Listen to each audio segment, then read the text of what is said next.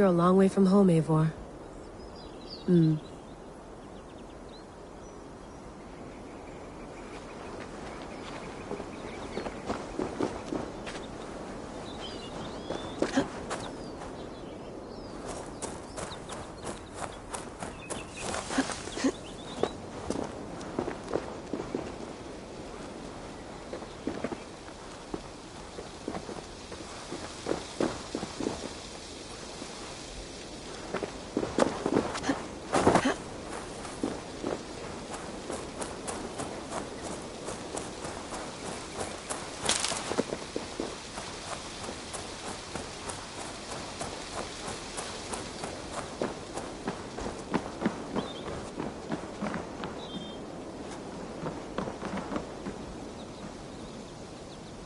It's beautiful. But it's not normal.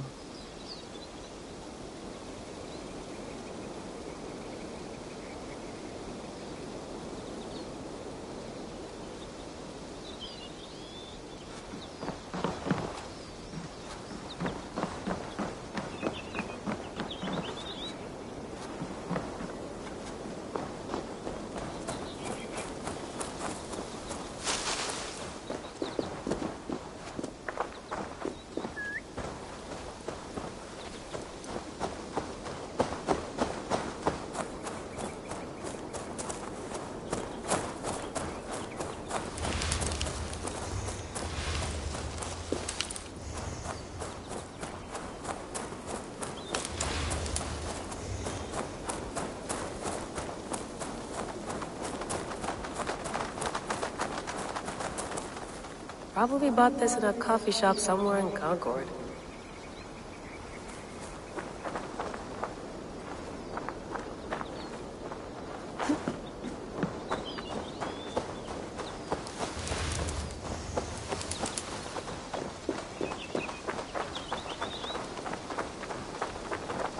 Someone's got mail. An invitation to a fair in Concord.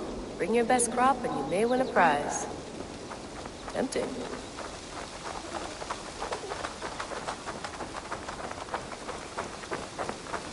Layla, you can't run away from this.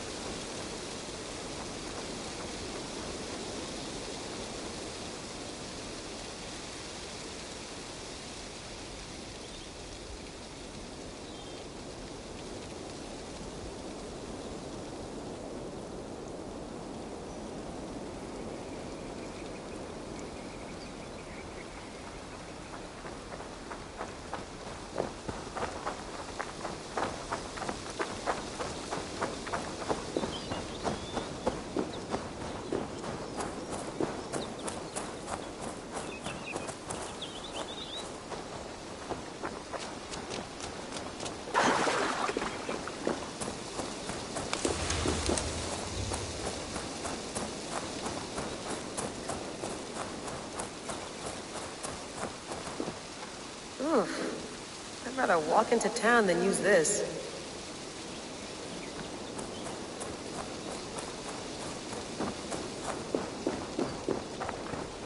Did you get my tea? Would love to play around, but I have bigger things on my mind.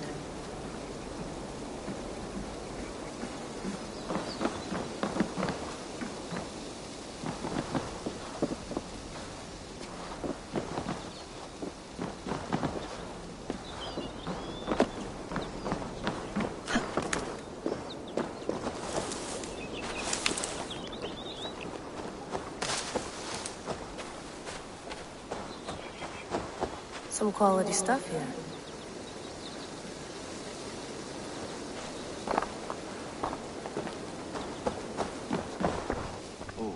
Mint tea is not actually tea, Bex. It's an infusion. It's really just dirty, minty water. I don't care what you call it, Sean. Did you buy any? Of course I did, love. Hey, sorry about pulling you out. The generator was sputtering. That's fine. I needed air. How is the Animus data stream? Comfortable? Felt pretty stable after a while. Good. Just give me a sec and you can jump back in.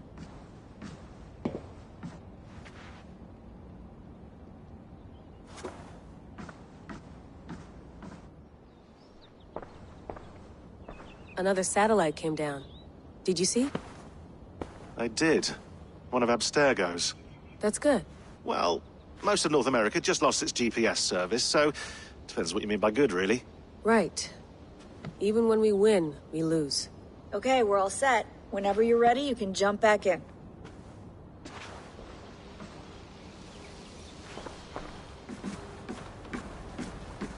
Please enjoy your stay. Remember, all the garbage must be packed out, and please water the plants once a day. Yeah, I won't remember that. You gonna put this in the fridge, Sean? Of course. In half a minute. Remember, tomatoes go on the counter, not the fridge. Sean, don't forget to water the plants while I'm under, okay? I'll add it to the calendar and tattoo it on my leg.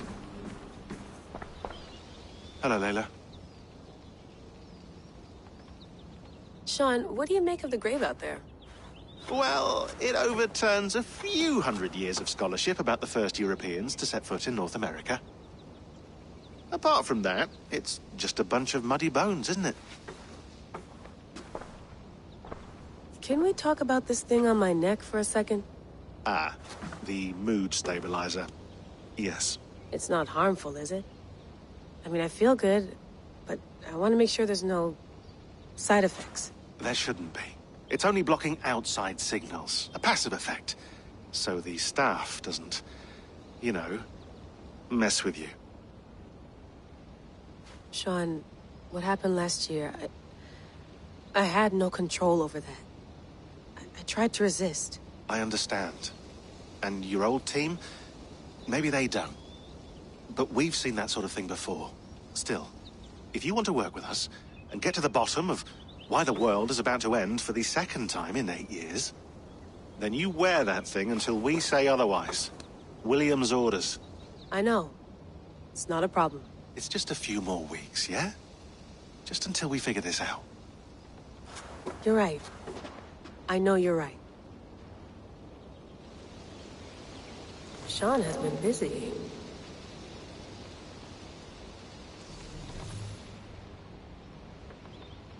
You mind if I put some music on? Go for it. Cool.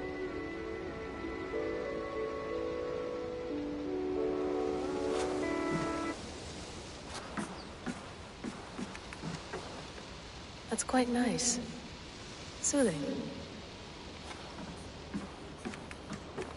Let's have a look.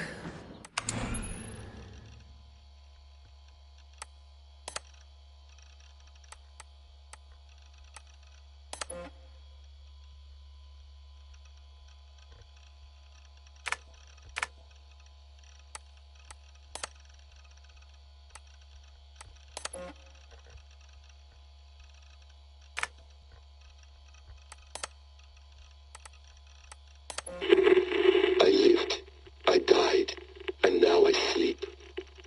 And in my sleep I dream.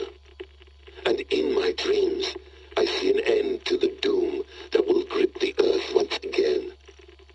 Find the wolf-kissed. Find the mad one. Find me. And save us all from another death.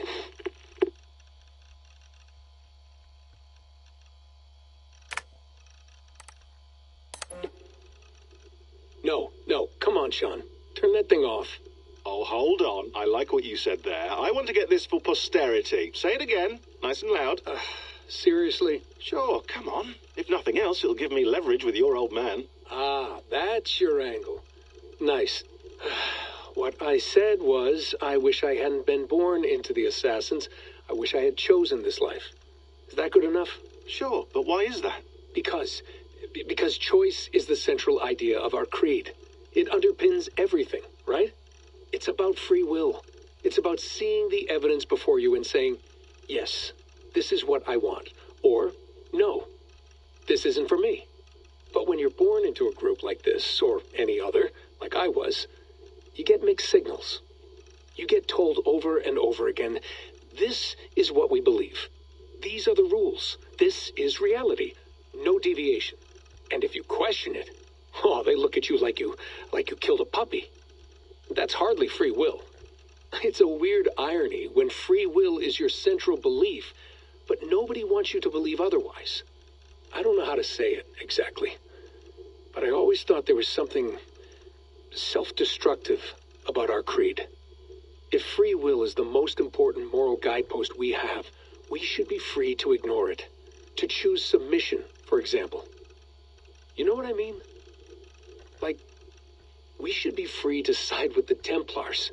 If it's really my choice, I could do that. Right. It's almost self-refuting.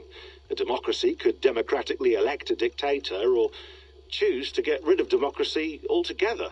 Within our creed is the seed of its own destruction. That's what makes it powerful, I think. And fragile. Right. The more freedom you have, the more risky it is, you know? Anyway, my dad has mellowed over the years, but he was strict when we lived on the farm. He ran a tight ship. I never got the impression that I was free to choose my path forward. Our creed, our tenets, they were drilled into my head. By the time I was a teenager, I was following these rules out of a sense of duty. This was just what we did. That happens to a lot of organizations over time. A stagnation sets in, you know? A fundamentalism. Yeah. Following the rules becomes more important than achieving whatever goal you set out for yourself. And people start to lose sight of the reason the rules exist. That's called deontology, or a form of it. Following a rule for its own sake and not for the consequences it has. Yeah, but that feels backwards, doesn't it? Well, I think so. Following a rule is the easy part. Praying, taking a sip of wine, munching on a wafer. Rituals that give comfort. But that's just going through the motions. It makes people feel like they're doing something. When the hard work is, well, actually getting off your ass and doing something productive. I think people just want boundaries. Tight boundaries. They want to see the four walls that pen them in. I don't disagree. Anything outside that, anything that makes life more complex, that's scary. That's why I envy you. You chose this life. You went through that process, and you decided, yes, I believe in this. Sure. It didn't stop me from being an insufferable know-it-all as a teenager, but I see your point. I would have loved to have been a know-it-all. I knew nothing. Not until you guys found me. Yeah. It wasn't until I met you, and Bex, and Lucy, that I knew. I knew I wanted to be an assassin. Oh, thanks, Des. Come here. Bring it in, bud. I don't normally like touching, but I'll make an exception now. I am not hugging you. You sure? Because I smell very nice today. Can you just turn that off?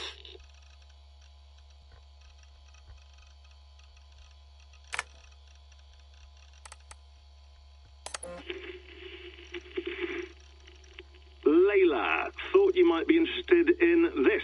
Conversations that Bex and I had with Desmond back in 2012. December, I think. Just, candid talks, that's all. We didn't square any circles or write any beat poetry. But he did have some interesting insights into his time in the Animus and what it means to be an assassin. Anyway, have a listen. You might find you and he had similar experiences. So, well, let me know what you think. Unless it's to tell me I sound like a total brat in these recordings. If that's the case, just say nothing.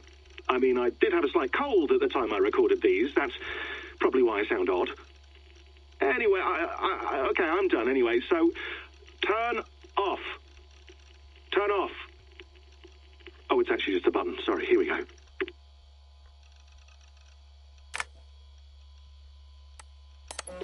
Hold on, I'll just set this here. Do you guys record everything we talk about? Not everything, but you've been using the Animus so much, I thought this was a good chance to learn some things about prolonged exposure. So I'm your guinea pig. No, my guinea pigs are all dead. The Animus was too much for them to handle. Cute. Can I ask you about the bleeding effect? Any recent flashes? Any memories resurfacing? Yeah, the usual things. Ghost images of Altair and Ezio a few times a day. Nothing intrusive, just brief moments. They pass quickly, almost without me noticing, like a figure in the corner of my eye, or remembering a dream from the night before. I did have one extended hallucination a few days ago. It was Ezio. He was older, around the time he left Cappadocia. He was standing on the deck of a ship, alone. And through him, I could feel an intense regret or guilt. And it felt to me like he'd had a loss of faith in himself, in the creed, like he couldn't keep it up, couldn't stay true to his ideals. And as I watched him, I thought, is this the moment he decided he was done being an assassin? It felt like it. Anyway, most of my visions have been brief, lasting just a few seconds. They're like complete memories of small moments that appear suddenly out of nowhere, fully formed. It's a strange feeling. Okay. Anything else? I'm starting to see Connor now, too. Though I hear his voice more often than I see him. I'm sure that will change. Oh, yeah, and yesterday, just before bed, I had a memory of being on a beach in the Caribbean with a bunch of sailors. Or maybe they were pirates. I don't know. No idea. Huh. We'll look into that. And how do you feel in general? In general? Well, I feel older, for one. Much older. And it's strangely comforting. I'm collecting the memories and skills and thoughts of so many people. I feel like I've lived a few hundred years or more. Is it possible that if I do this for too long, it'll push my own memories aside? That I'll be everyone but myself after a while? It's possible. That's called identity substitution. It's happened before, but it's rare. And someone with your background shouldn't need to worry. My background? You mean someone with my genes? My abilities? You have Isu DNA, and that lets you see things and do things and withstand traumas that other people can't. And I can suffer in ways that others can't. That's not something to be proud of. You mean the apple? Yeah. It has a pull, Bex. It tugs at my brain. It talks to me. Teases me. Drives me mad. And what I did to Lucy. God damn it. Nothing is worth the damage I did. The pain I caused. I know. But you're special. That's the point. I'm not special, Bex. I'm lucky. That's all. I understand. We're assassins. It's our creed that makes us different, not our genes, not our blood. Anyone can join us. That's true. But let's leave that aside for a second. What I want to know is, have you ever had any Isu memories resurface? Isu memories? I don't think so. I can't even begin to imagine what that would feel like. I think you'd know if you did. Maybe one day. We might be able to induce something. Jesus, let's fix the world first, okay? Before we start digging up my ancient ancestors. Deal. With my luck, I'll be related to some third-rate Isu like Sisyphus or something. Way to aim high, buddy. Hey, you gotta.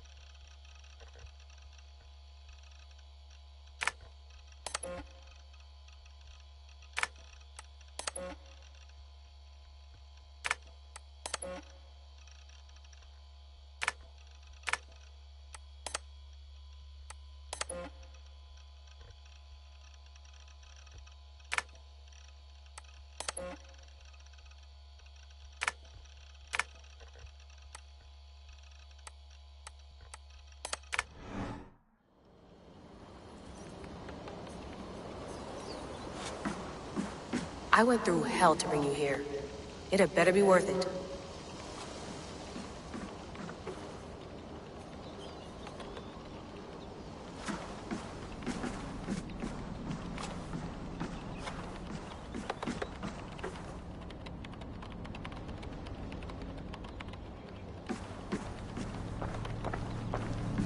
Be nice to sleep in a real bed when this is over.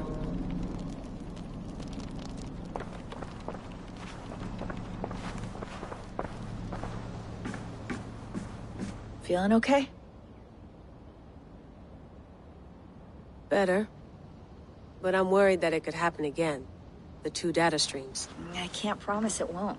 I barely understand it myself. It felt like two minds, fighting over one brain. It hurt like a shotgun to the head. Right. There's something about this Viking's DNA sample that feels dense, noisy. Could it be the staff? Interfering somehow? How do you mean? My headaches, my temper. They started the day I got that thing. I hope you're not making excuses for, your friend. Jesus, no. I'm not. Sorry. Just take it easy. And if you feel yourself slipping again, let us know. I'm trying. I really am.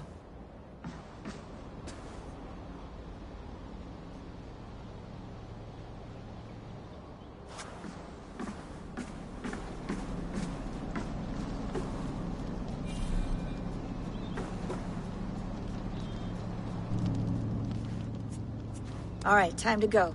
Norway to England takes about a week by long ship, so I'll scrub ahead.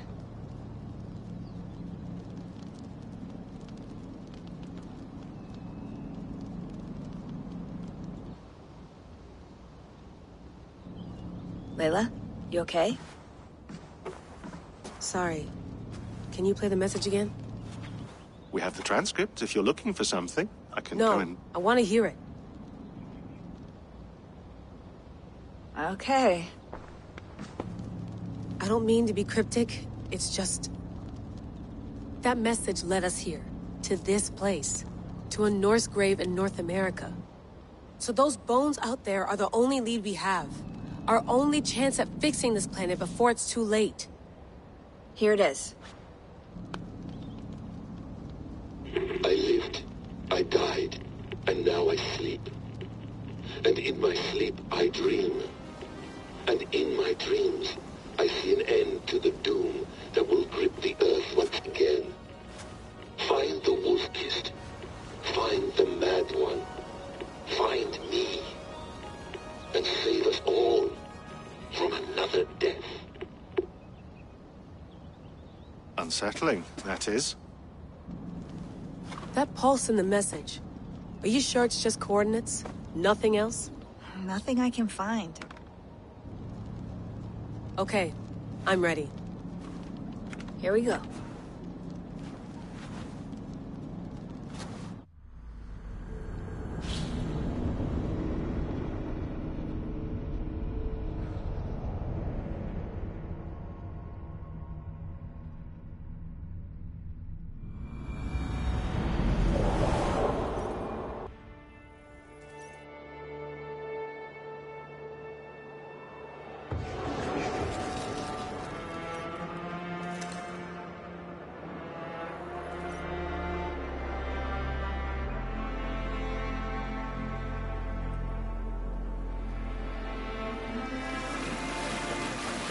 There she is.